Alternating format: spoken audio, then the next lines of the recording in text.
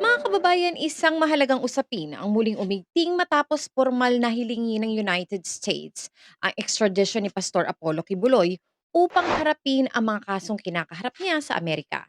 Sa usaping ito, malinaw ang naging posisyon ni Senator Risa Hontiveros. Ayon kay Hontiveros, may malinaw na legal na basihan para pansamantalang isuko si Kibuloy sa United States, kahit mayroon pa siyang mga kasong kinakaharap dito sa Pilipinas. Ang tinutukoy ng senadora ay ang Article 11, Paragraph 1 ng Philippine-American Extradition Treaty. Sa ilalim nito, posible ang temporary surrender ng isang taong may nakabingbing kaso sa Pilipinas upang harapin muna ang paglilitis sa kabilang bansa. At pagkatapos ng proceeding sa Amerika, maaari siyang ibalik sa Pilipinas upang harapin naman ang mga kasong nakabinbin dito. Para kay Hontiveros, hindi lamang ito tungkol sa isang extradition request.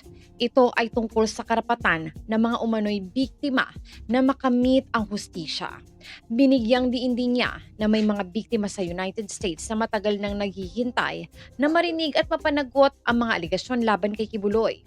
Samantala sa Pilipinas, nahaharap din si Kibuloy sa mga kasong may kaugnayan sa human trafficking at child abuse. Para kay Hontiveros, hindi dapat maging hadlang ang pagkakaroon ng mga lokal na kaso upang tuluyang maantala ang proseso ng hustisya. Ang mahalaga, ayon sa kanyang posisyon ay maharap ni Kibuloy ang mga alegasyon laban sa kanya sa tamang korte at sa tamang proseso.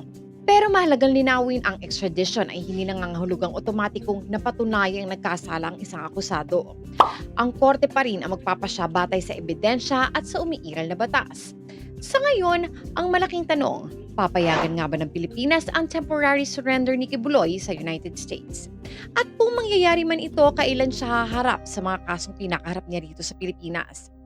Para kay Senator Risa Hontiveros, maaari magkaroon ng hustisya sa magkabilang panig, sa Amerika at sa Pilipinas. Dahil ang punto niya ay simple, hindi dapat magkaroon ng exemption sa pananagutan dahil lamang sa impluensya, yaman o katayuan sa lipunan. Sa huli, ang dapat manaig ay ang batas, due process at karapatan ng mga biktima na marinig ang kanilang mga hinaing.